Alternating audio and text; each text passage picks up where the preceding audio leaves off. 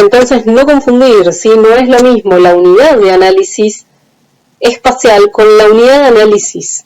La unidad de análisis, para, por ejemplo, el censo puede ser los hogares, ¿sí? El censista va a las casas y lo que mide son los hogares y determinadas variables que corresponden a caracterizar hogares. Ahora, esa información yo la mapeo a nivel de radio censal.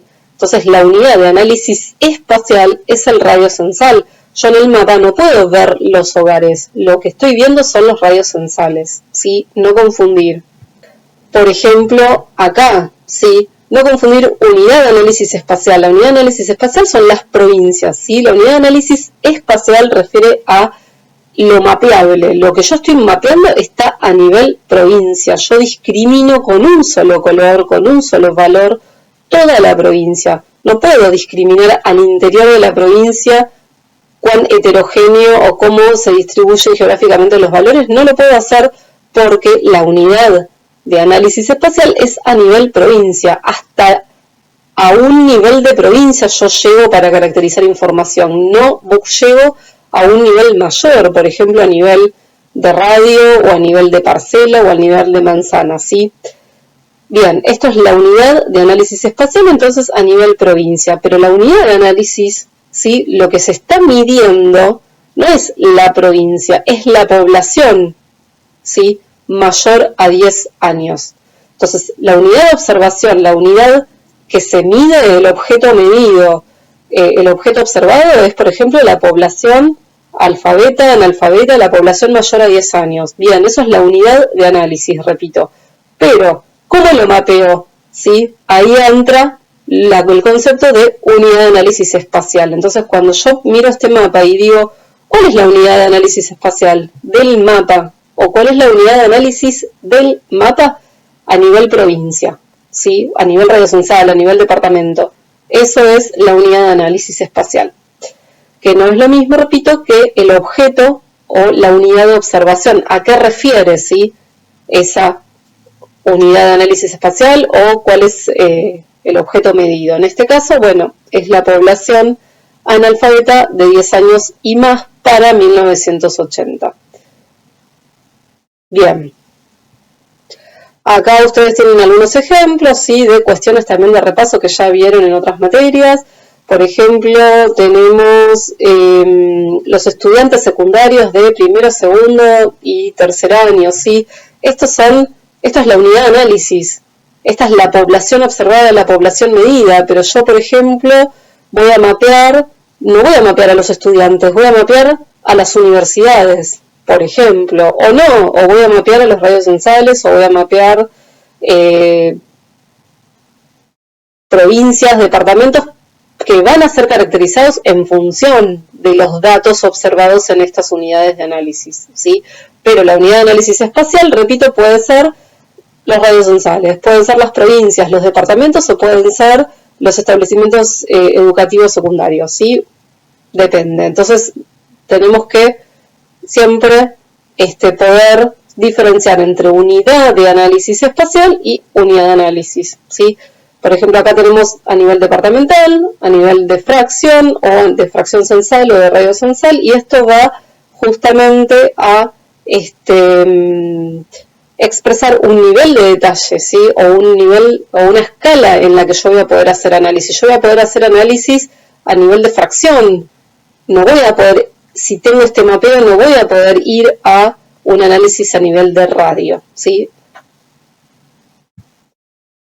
Pero sí voy a poder tener el caso contrario. Por ejemplo, yo puedo tener los datos mapeados o puedo hacer a nivel de radio censal, ¿sí? Puedo hacer todo mi análisis a nivel de radio censal, pero expreso el resultado o lo presento agregado a nivel departamental, ¿sí? Entonces yo tengo el dato, la unidad espacial de mi dato, el nivel de detalle de mi dato es a nivel de radio censal y puedo hacer todo el análisis a nivel de radio censal, pero luego cuando represento el mapa o por algún motivo que yo no pueda divulgar este nivel de detalle, puedo agregar, ¿sí? Ya no desagregar, sino agregar la información, de todos los radios censales y caracterizo a nivel departamental, porque tal vez para alguna tesis o para algún trabajo puede ser que uno muchas veces pasa, depende las fuentes, ¿sí? Los autores, la disponibilidad de los datos,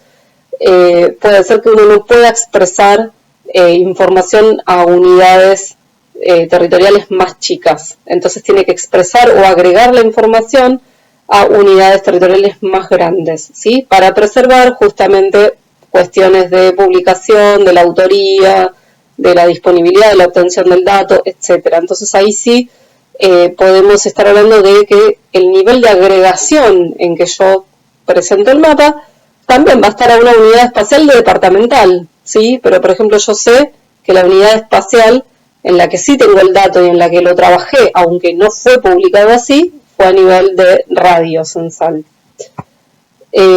Ustedes acá, fíjense que tienen niveles de detalle o escala de análisis de la información, niveles de desagregación o agregación del dato, tiene que ver con lo que acabo de decir. Por ejemplo, tenemos un dato, ¿sí? Por radio censal, pero el análisis lo hago a nivel provincial, es lo que recién les contaba, ¿sí? Y el alcance es a nivel país. Por ejemplo, el analfabetismo se censa, ¿sí? A nivel de radio censal. El dato lo tengo por radio censal, pero acá el análisis en el mapa está representado a nivel provincial. Y el alcance de todo mi análisis es a nivel país. Entonces tenemos escala a nivel país en el sentido del alcance de mi análisis, ¿sí? Tenemos escala a nivel provincial en el sentido de cuál es la unidad espacial que yo estoy mapeando en mi mapa. ¿Y cuál es la escala del dato original, por ejemplo? Bueno, a nivel de radio censal, ¿sí? Entonces, cuestiones que tenemos que tener conocimiento y tener un poquito de precisión en los conceptos que atraviesan este tipo de cuestiones.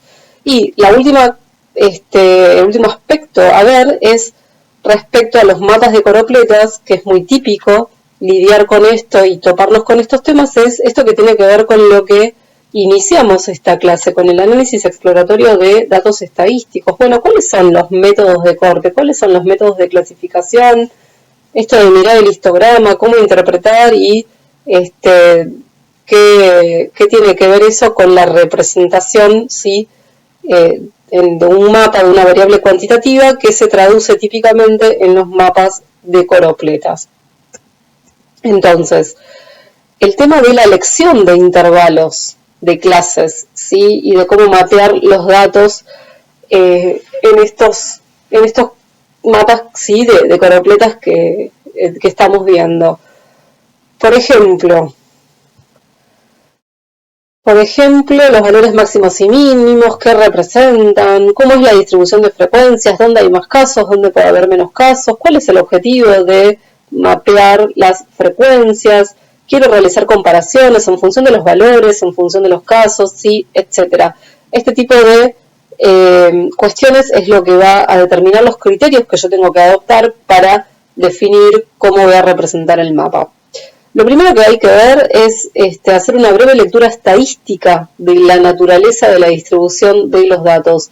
Esa breve lectura estadística de la distribución de los datos, de una manera bien resumida, sintética y básica, es poder observar el histograma. El histograma es una distribución de frecuencias donde en el eje Y, sí, en el eje vertical, estamos hablando obviamente de un par de ejes cartesianos en un espacio matemático, en el eje vertical, en el eje Y, yo voy a tener la cantidad de casos, ¿sí? Por ejemplo, si estoy hablando de la capa de radios censales con total de población, por ejemplo, va a ser la cantidad de radios censales, 100, 200, 300, 400, 500, 600, 700 radios censales, ¿sí? Supongamos que estamos hablando de una provincia, de un departamento. Entonces acá voy a tener la cantidad de casos, así como en una imagen raster sería la cantidad de píxeles. Acá tenemos la cantidad de radios censales, o la cantidad de provincias, o la cantidad de departamentos, ¿sí?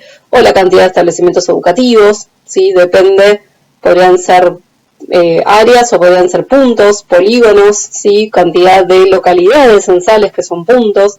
Acá tenemos cantidad de casos, o sea, la unidad de análisis espacial. el polígono, el punto o la línea, ¿sí? Cantidad de casos. Lo típico en estos mapas de coropletas es que tratamos de entidades geométricas de tipo polígono, ¿sí? Entonces, en este caso, cantidad de polígonos que, por ejemplo, pueden referir a radios censales, y acá, en el eje horizontal, vamos a tener los valores que adoptan la variable. Por ejemplo, si estamos hablando de población, en vez de presentarlo de 0 a 100 en porcentaje, lo presentamos en frecuencias de 0 a 1, ¿sí? Entonces tenemos que, por ejemplo, estos son los casos en donde la población es del 20%, ¿sí? Los casos en que la población es 0, los casos en que la población es del 40%, ¿sí? Del 60, del 80 y del 100%. Entonces, ¿dónde se dan las máximas frecuencias? Fíjense, máximas frecuencias es donde se dan la mayor cantidad de casos. Bueno, en los 600, ¿sí? Entonces yo voy a tener, por ejemplo, 600 radios censales con 0% de población, o voy a tener, qué sé yo, 80, supongamos, ¿sí? 80 radios censales con un poquito menos del 20% de la población, ¿sí? Y así.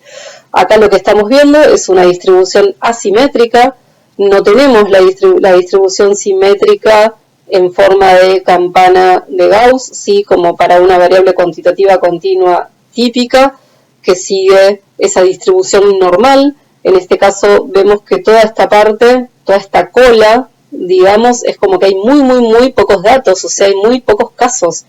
Para 0 casos se adoptan valores muy altos, fíjense. Ahora, la mayoría de los casos se están distribuidos en esta parte del histograma, donde los valores de población son más bajos.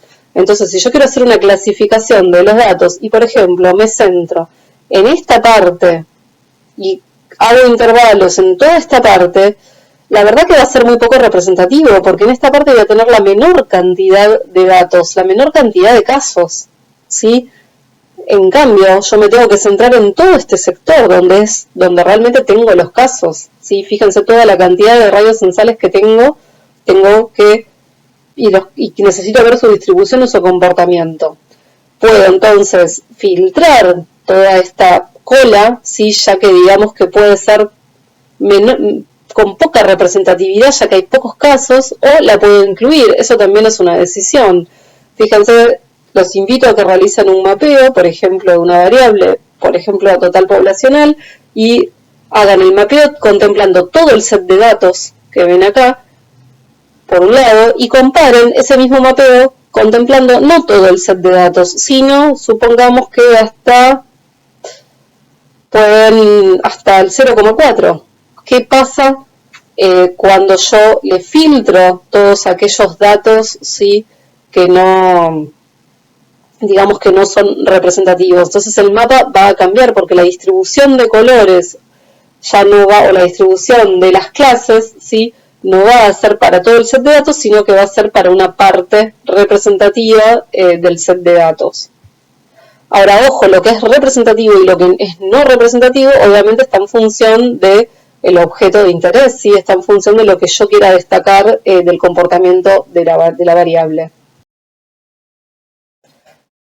También puede darse la situación en el otro extremo, ¿sí? Fíjense que acá tengo valor de población 0 y sin embargo tengo un montón de casos, ¿sí? Como que se da la situación contraria. Acá tengo muy pocos casos con valores de población muy altos y en cambio acá tengo un montón de casos con valor de población 0. También lo que puedo hacer es filtrar, ¿sí? Aquellos radios donde la población sea igual a 0, ya que tal vez no es representativo porque pueden ser radios rurales o pueden ser plazas, o habría que indagar, ¿sí?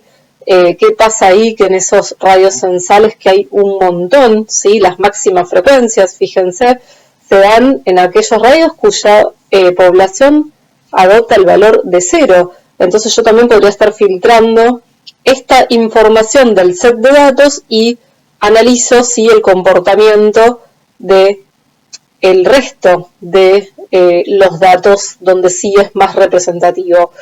De nuevo, repito, sí, lo que es representativo o no va a depender. Tal vez lo que a mí me interesa es justamente analizar aquellos radios censales donde la población es igual a 0, o aquellos radios censales, por más que haya muy poquitos, donde la población adopte los valores más altos, ¿sí? Esto siempre es en función de el análisis. Pero yo podría también pensar, como habíamos dicho al principio, que podríamos excluir toda esta cola del set de datos, porque también hay que tener en cuenta que esto puede estar sesgando los valores medios, ¿sí? Hacia los, podría ser que la media, digamos, sería más alta de lo que se daría si uno excluyese estos valores, ¿sí? O al revés, acá la media puede estar sesgada hacia los valores más bajos, ¿sí? Porque está, digamos, influenciada por toda esta alta frecuencia de bajos valores. Entonces también si uno excluye estos valores bajos y si yo excluyo estos valores altos, ¿sí? Donde hay muy pocos casos y en su sentido contrario acá hay muchos casos de valores de pocos casos, de valores de población 0, si yo excluyo estos extremos, ¿sí? Tanto estos casos como estos casos, bueno, me quedo analizando esta parte que podría ser más representativa y el valor medio no estaría sesgado por esos extremos. Así que estas son cuestiones que hay que empezar a, por lo menos, conocer, incorporar o tener mínimamente un conocimiento para comprender cómo nuestros datos sí deben ser abordados o podrían ser abordados a la hora de su representación en el mapa.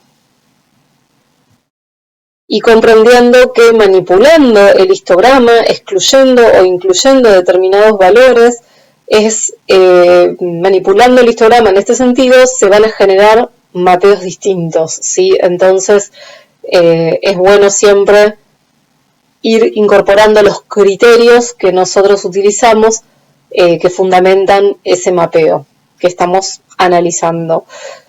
¿Qué es un histograma? Bueno, un histograma es una distribución estadística de los datos, ¿sí? Es una distribución de frecuencias. Habíamos dicho que en el eje X tenemos los valores que adopta la variable y en el eje Y tenemos la cantidad de casos o frecuencias. Podemos observar el valor medio, ¿sí? Y la desviación estándar. Acá tenemos el valor medio de la variable y acá tenemos el desvío estándar.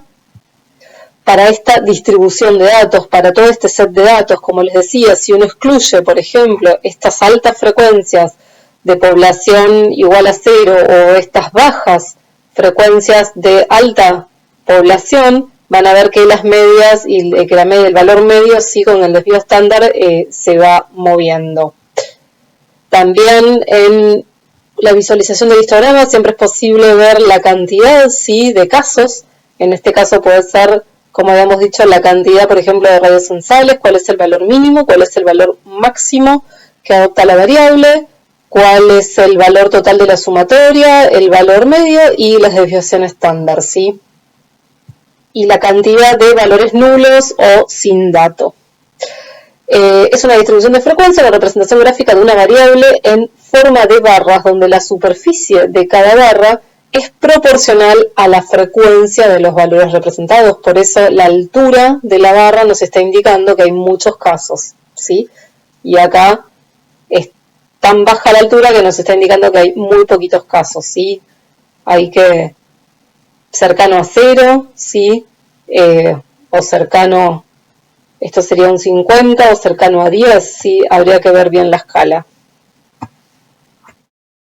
Bien. Existen distintos métodos de clasificación, ¿sí? Estadísticos, y muchos de ellos son los que, incorporan los SIG cuando queremos realizar un mapeo de una variable cuantitativa.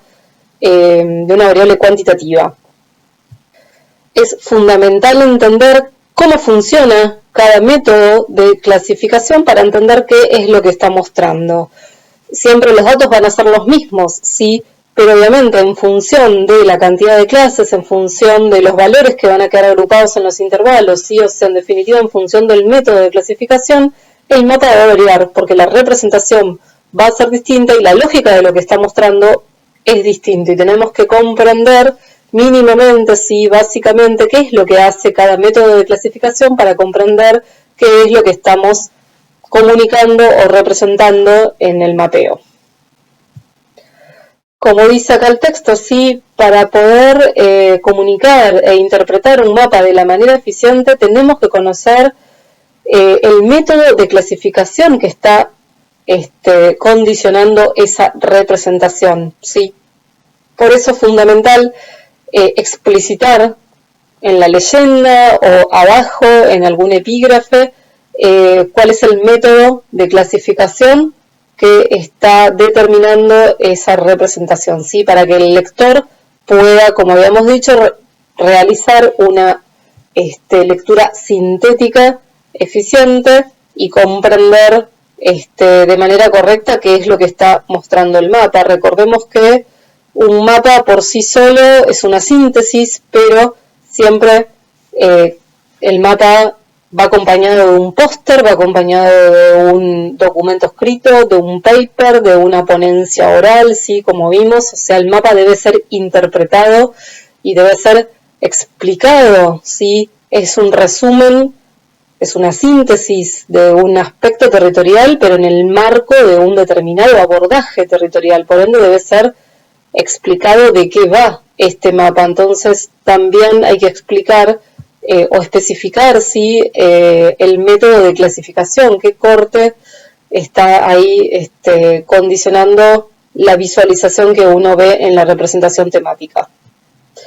Acá se está mostrando a nivel de radio censal aquellos hogares que tienen gas por red, sí, o sea que cuentan con gas proveniente de una red de cañerías, ¿sí? De tuberías, que es una de las variables que censa el INDEC en los hogares, y fíjense cómo el mapeo, la distribución espacial de las categorías va variando en los mapas en función de los distintos métodos de clasificación.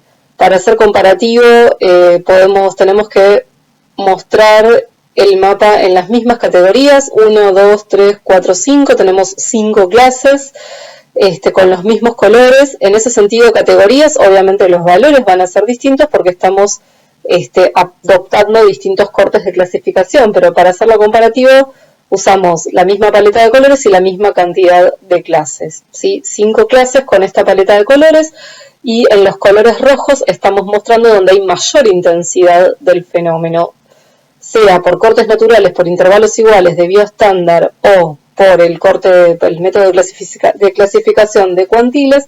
La categoría del rojo, ¿sí? De los colores rojos, está mostrando aquellos radiocensales que tienen mayor cantidad de hogares que tienen gas por una infraestructura de red, ¿sí? De red de cañerías y tuberías. Todos se caracterizan por estar representando el mismo dato, ¿sí? Pero en todos se representa información distinta. O sea, a partir de un mismo dato se explota la información de manera distinta mediante interpelar a ese dato. Acá le aplicamos una representación mediante un método de clasificación de cortes naturales, acá de intervalos iguales, de desvío, y acá de cuantil, ¿sí? Y en todos vamos a estar expresando comportamientos distintos porque estamos aplicando distintas lógicas, ¿sí? En función de distintos cortes en que clasificamos los datos en ese histograma o en esa distribución de los valores que corresponden a todo el set de datos que represente el universo que tomamos, ¿sí?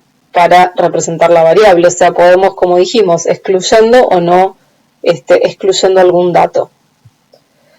De manera esquemática, para comprender la diferencia entre los distintos métodos de clasificación, podemos decir que el método de clasificación de cortes naturales, ¿sí? Como dice el nombre, que es el método de Jenks, ¿sí? Va a, digamos, centrarse en ir detectando cambios o saltos, ¿sí? En la estructura interna, ¿sí? en el comportamiento de manera natural, entre comillas, como se dice, de la propia variable. Va a ir viendo cómo estos saltos van a reforzar las clases hacia el interior, ¿sí?, de cada rango, de cada intervalo que define, y cómo va a generar una heterogeneidad con la clase siguiente, ¿sí?, cómo estos cortes naturales, estas rupturas, hace que haya una diferencia entre una clase anterior y una clase siguiente, pero que al interior de cada clase haya cierta homogeneidad, ¿sí? O sea, va a tratar de buscar las diferencias entre clases, pero a la vez va a tratar de uniformizar lo que hay adentro de una clase. Entonces, el método de cortes naturales es como que busca la estructura interna del comportamiento natural de la propia variable. El método de intervalos iguales va a estar enfocado en clasificar a la variable en función de los valores que adopta la variable, ¿sí? O sea, en el eje X del histograma. Acá aparece en este sentido vertical, pero recuerden que el eje X cartesiano es horizontal, ¿sí? El método de intervalos iguales lo que va a hacer, va a tomar el valor máximo y el valor mínimo del valor que adopta una variable y lo va a dividir por la cantidad de clases para que nos dé en cada intervalo, ¿sí?, la misma cantidad de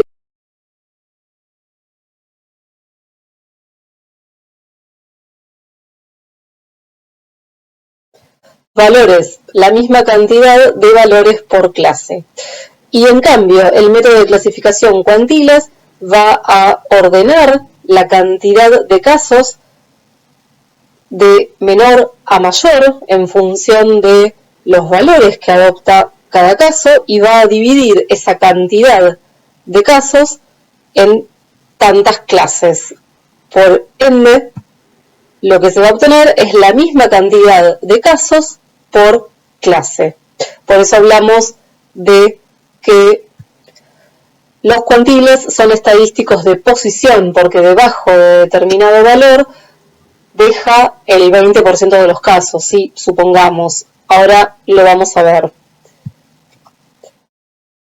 Entonces, mapa por cortes naturales. Este tipo de clasificación se basa en la estructura formada por la búsqueda interna de irregularidades, ¿sí?, entre los datos. Estas rupturas naturales propias de las variables que les comentaba. Realiza cortes, ¿sí?, donde se producen saltos significativos en función de esta estructura interna. Acá, por ejemplo, tenemos este histograma, tenemos estos radios censales con la variable gas, ¿sí?, por red pública. Está por cortes naturales en 5 clases y vamos a tener 1, 2, 3, 4, 5 intervalos definidos. Estos son los valores, ¿sí?, de corte de cada una de estas clases. Fíjense que acá tenemos la media, ¿sí?, el valor medio, y tenemos también un desvío estándar, 2 desvíos estándar, 3 desvíos estándar, ¿sí?, más un desvío estándar y menos 1, 2, menos 3 desvíos estándar respecto al valor medio. Y fíjense dónde se dan los cortes, y por ejemplo, fíjense el último intervalo, ¿sí?, que clasificó mediante esta estructura interna, ¿sí?, por cortes naturales. Fíjense que es más o menos abarcando esta cola que yo les venía comentando. Acá tienen el mapa más grande, ¿sí? Fíjense cómo es la representación de los colores de las categorías en función de estos cortes, ¿sí?, de estos rangos o intervalos de valores por clase. ¿Cuándo es de utilidad? Bueno, es de utilidad cuando los datos aparecen agrupados en torno a ciertos valores donde sí existen cortes claros, cuando también los datos siguen cierta lógica, justamente esta estructura interna del comportamiento propio de la variable. Lo que sí no son útiles para hacer comparaciones de mapas, ¿sí?, ya que las clases, los intervalos, las categorías no son equiparables porque justamente responden a esta estructuración interna de la variable. Bien, luego tenemos los mapas de intervalos iguales, ¿sí? Esto es lo que les contaba antes, que agarramos el eje X, ¿sí? De el histograma, ¿sí? Acá aparece de manera vertical, pero se está refiriendo al eje X, a efectos de este gráfico es que aparecen invertidos los ejes, ¿sí? Pero estamos hablando del eje X. Entonces, en el método de clasificación de intervalos iguales, lo que realiza es agarra el valor mínimo que es 0, el valor máximo que adopta esta variable que es 111, entonces resta el valor máximo del valor mínimo y lo divide en 5 clases, ¿sí? Y fíjense cómo para cada clase vamos a obtener la misma cantidad de valores, o sea, cada 222 hay un corte o un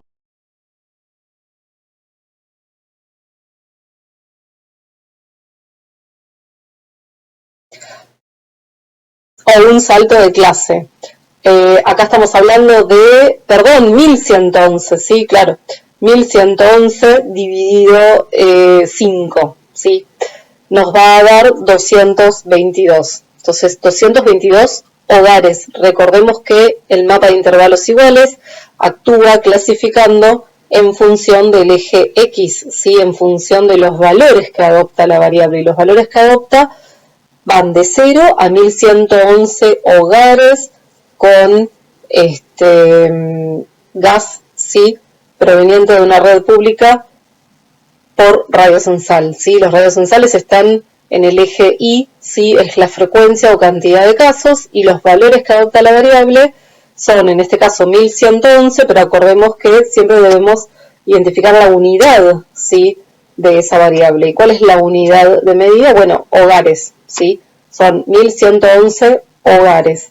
Entonces, cada 222 hogares hay un corte de clase. Por eso hablamos de intervalos iguales. Cada intervalo va a tener la misma cantidad de hogares, en este caso, ¿sí? Todos se caracterizan por tener 222, 222, 222. Como cantidad equivalente, ¿sí?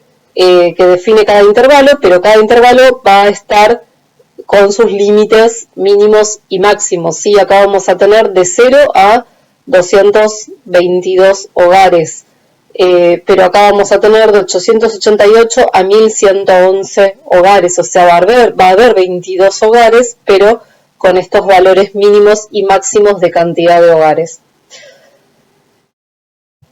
O sea, estos son los 222 hogares con valores más bajos que adopta la variable, y estos son los 222 hogares con valores máximos que adopta la variable, ¿sí? Acá tenemos, como habíamos dicho, para el mismo dato, pero el método de clasificación acá cambia, por ende tenemos otro mapeo, ¿sí? Otro comportamiento. Fíjense cómo las categorías de la leyenda aparecen acá representadas de una manera muy distinta, ya que tenemos la agrupación distinta, ¿sí? De los hogares respecto al mapa que veíamos de cortes naturales. Sirve muchísimo para realizar comparaciones, hacer mapas con intervalos iguales generalmente, se suele usar mucho para las variables cuantitativas continuas, como por ejemplo la temperatura, la precipitación. Lo que se realiza, sí, para que sea comparativo, es que se utiliza la misma paleta de colores y la misma cantidad de clases, ¿sí? Y al ser intervalos iguales, fíjense que tenemos la misma leyenda, tanto para este mapa como para este mapa. En este caso refieren a límite inferior del rango normal de precipitación, ¿sí? Para los meses de enero, febrero y marzo en este periodo analizado, y esto es para el límite superior, pero podrían tranquilamente referir a, por ejemplo, tiempo 1 y tiempo 2, ¿sí? El año 2010 y el año 2020, como es la media anual de precipitación, por ejemplo, entre un mes y otro o entre un año y otro. Y por ello, para que sea comparativo, debemos usar la misma paleta de colores con los mismos cantidad de clases, o sea, los mismos valores por rango o los mismos valores por clase. Por ejemplo, tenemos este colorcito beige, ¿sí? Que es el valor mínimo que tenemos acá. Fíjense que va de 0 a 25 milímetros, ¿sí? De precipitación. Acá tenemos lo mismo, de 0 a 25 milímetros. Entonces uno puede comparar en un mapa y en otro cómo es el mapeo, cuál es la distribución espacial de esta categoría y cómo varía entre un mapa y otro. Por ejemplo, fíjense cómo este área, supongamos que esto es un tiempo 1, cómo en este área precipitó de 0 a 25 milímetros, ¿sí? Y en cambio, para este mismo área precipitó de 25 a 50 milímetros, ¿sí? O esta misma categoría de 0 a 25 milímetros, estos mismos valores, cómo se distribuyen o cómo se representan en este otro mapa, pues supongamos que es en un tiempo 2. Bueno, no los vemos representados, ¿sí? O casi que no lo estaríamos viendo. Entonces así es como uno puede comparar a nivel valores, a nivel del eje X, ¿sí? De los valores que adopta la variable. En función de los valores es que clasificamos y podemos hacer comparaciones. Por ejemplo, ¿cuáles son las zonas en ambos mapas donde precipitó más de 500 milímetros? ¿Sí? Entonces uno puede estar buscando estas.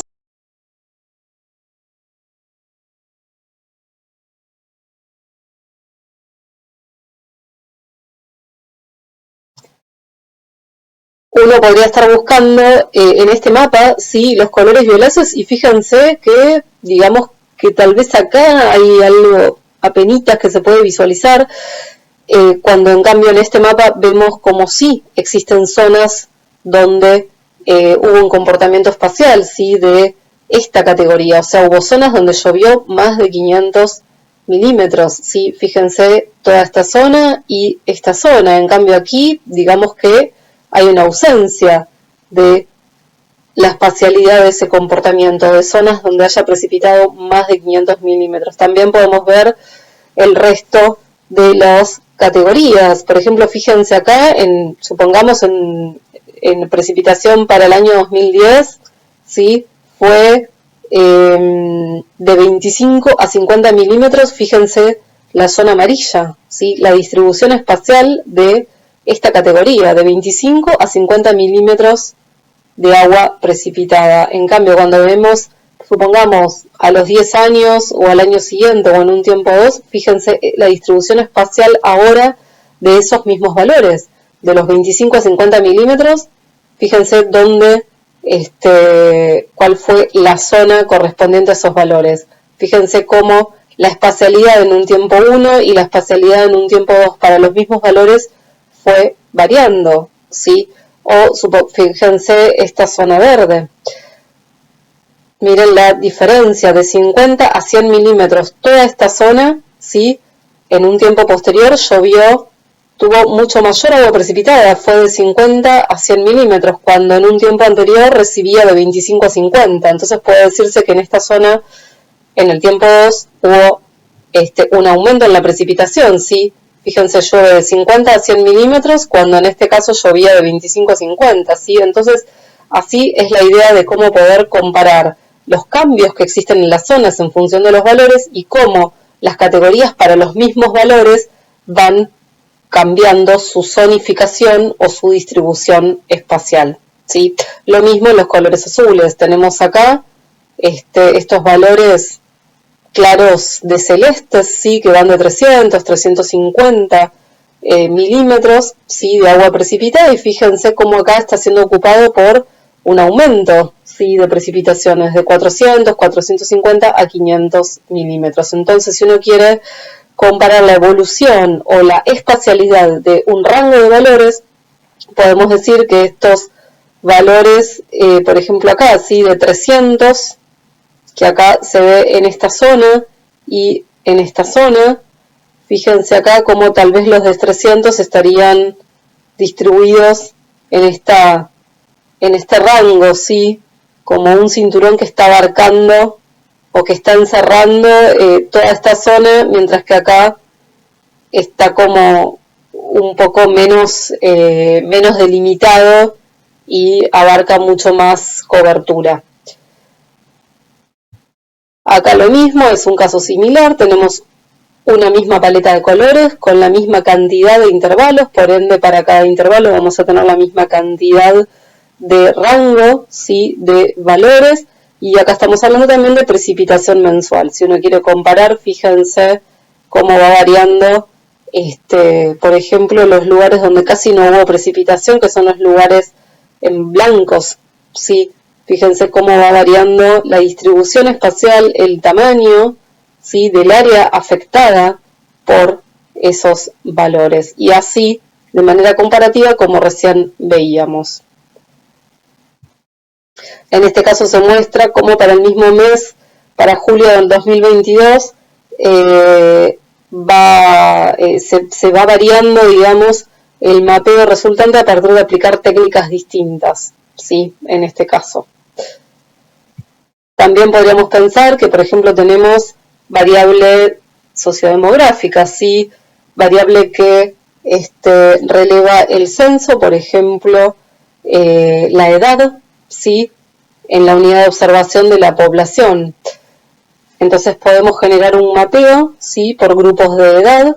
Tenemos intervalos de 0 a 14, de 15 a 64, de 65 y más para este gráfico, pero podríamos agarrar el mínimo, que es 0, 65, supongamos que es el máximo, y podríamos dividir esto en intervalos iguales y también ver, por ejemplo, cómo se da una distribución espacial en un mapa de la población por grupos de edad, y hacer comparaciones, por ejemplo, para el censo 2010, el censo 2021, el censo del 91 y etcétera, ¿sí?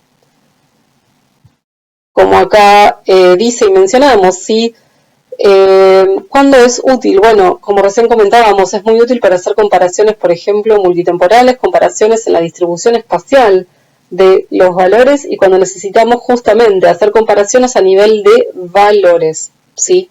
Siempre que hagamos comparaciones entre los mapas, tenemos que estar hablando de la misma unidad, ¿sí?, de la misma extensión de los datos, la misma paleta de colores y la misma cantidad de clases para que sea de modo comparativo. Y el mapa de cuantiles, como habíamos dicho, es una clasificación basada en incluir la misma cantidad de observaciones, ¿sí?, ordenadas en cada intervalo de clase, lo cual desde un punto de vista cartográfico equivale a incluir la misma cantidad de unidades espaciales. Es el resultado de dividir n unidades espaciales del área de estudio por x cantidad de intervalos. Lo que hace entonces es agarrar el mínimo y el máximo, pero ya no de los valores que adopta la variable, o sea, el eje X, sino el mínimo y el máximo de casos, ¿sí?, las frecuencias, o sea, cantidad de radios censales, ¿sí?, en este caso.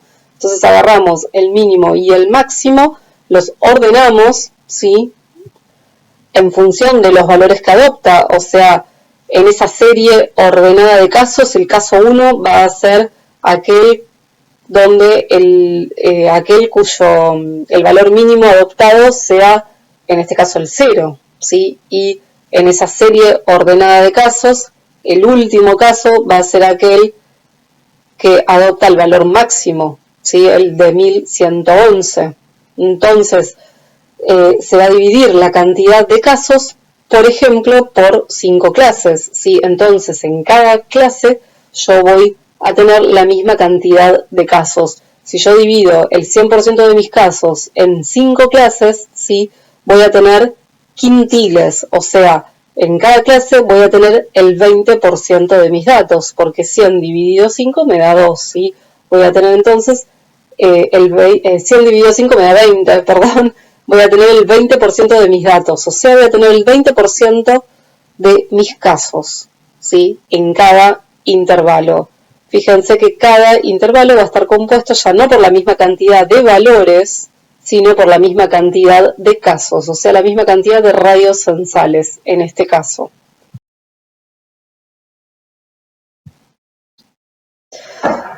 Así, en este caso, sí tenemos que en cada intervalo voy a tener 1000 dividido 5 clases, ¿sí?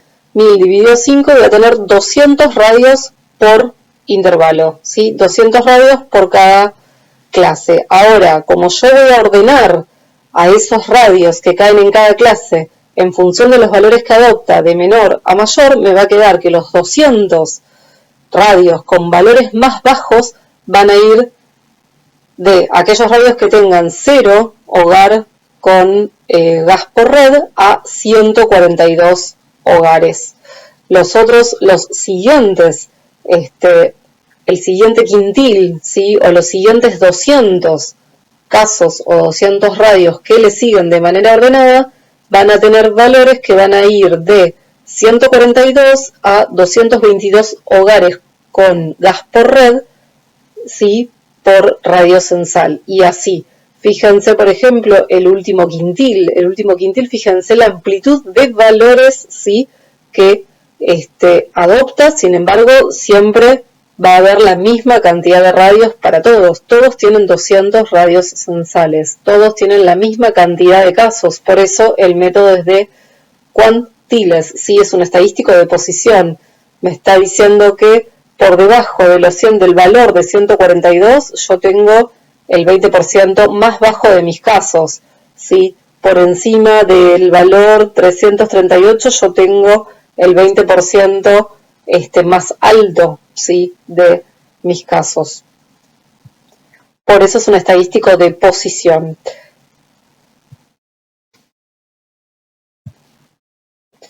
Acá vemos, por ejemplo, el mapeo según el método de clasificación de cuantiles, ¿sí?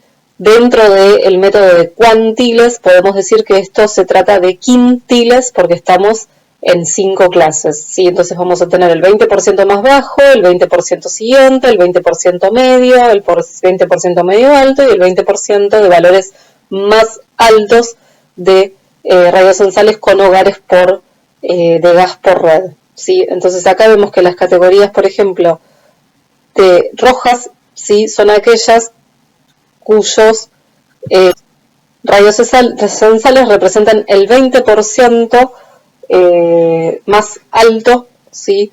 De cantidad de hogares que tienen gas por red. Lo que me permite observar la clasificación de cuantiles es cómo es la concentración, ¿sí? De los valores. Por ejemplo, fíjense, el 20% más alto, la amplitud de cantidad de hogares por radio censal, ¿sí? Que adopta la amplitud de valores, va de 300 y pico de hogares a 1100, ¿sí?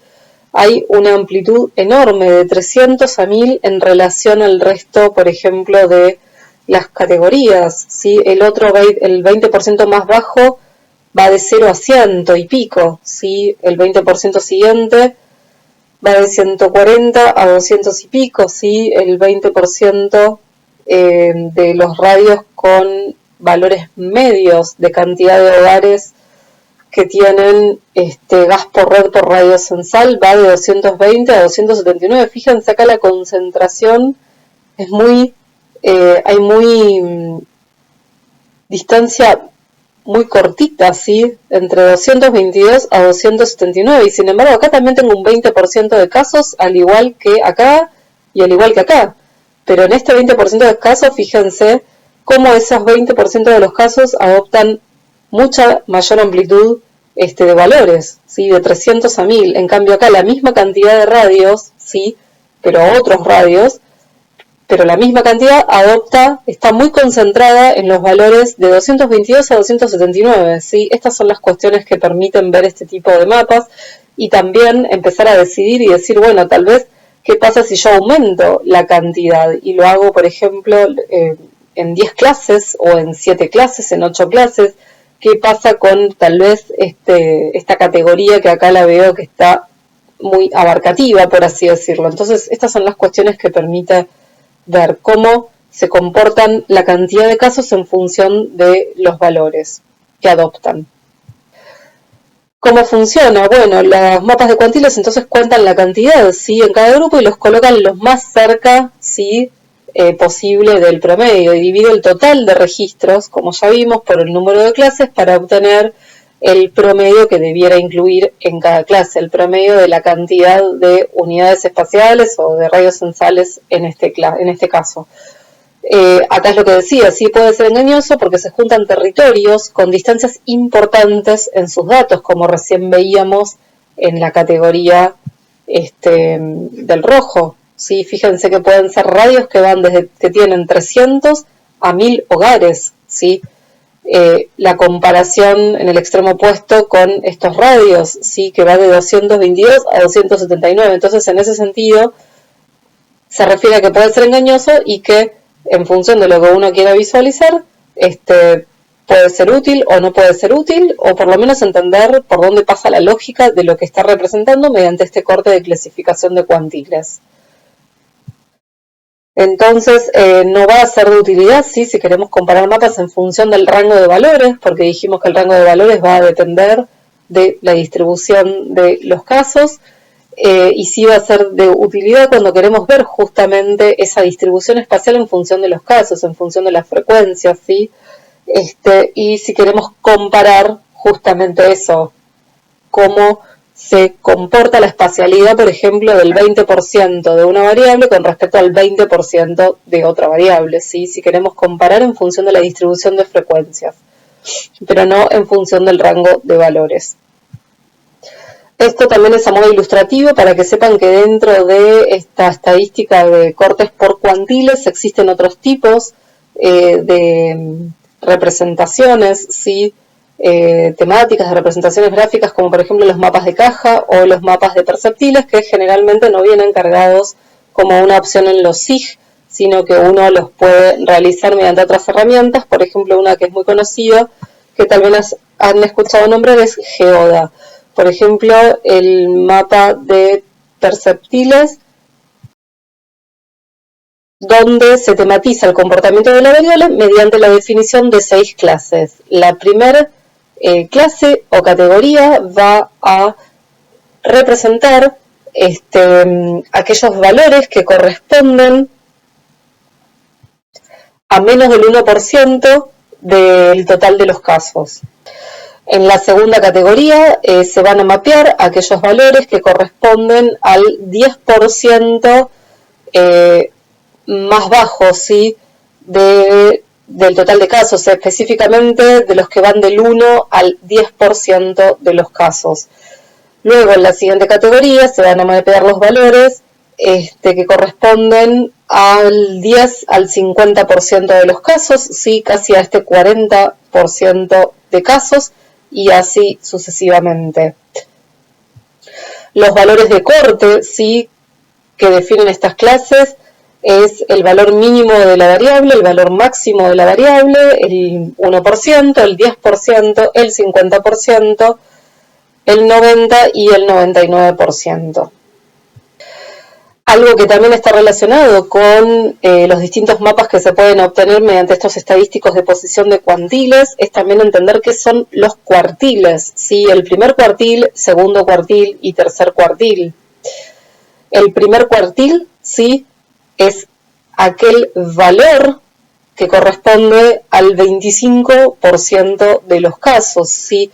Ese valor, digamos, que deja por debajo el 25% de los casos y por encima el 75% de los casos, ¿sí? El segundo cuartil coincide con la media, ¿sí? Y deja por debajo el 50% de los casos con valores inferiores y deja por encima el 50% de los casos con valores superiores, o sea, separa el 50% de casos bajos del 50% de los casos altos, mejor dicho, con valores bajos y con valores altos, ¿sí? Y el tercer cuartil es el de la posición 75, ¿sí? Es aquel que deja por encima, ¿sí? El 25% de valores altos y deja por debajo el 75% de los casos con valores bajos. Se habla de cuartiles porque dividimos el 100% de los casos en 4 partes, ¿sí? Cuartiles en donde cada uno va a representar el 25% de los casos, 100 dividido 4 es 25, y son valores que refieren de nuevo a estadísticos de posición. Por ejemplo, si yo estoy analizando la edad de una población y digo que el valor del primer cuartil es de 10 años, ¿sí? no es lo mismo que si estoy analizando una población donde digo que el valor del primer cuartil es de 35 años, ¿sí? O sea, en el primer caso voy a hablar de una población joven, ¿sí? Porque el 25% va a tener menor de 10 años y el otro 75% va a ser mayor a esos 10 años. En cambio, en la otra población, el 25% más bajo va a ser menor que 35 años de edad y el resto de los casos, ¿sí?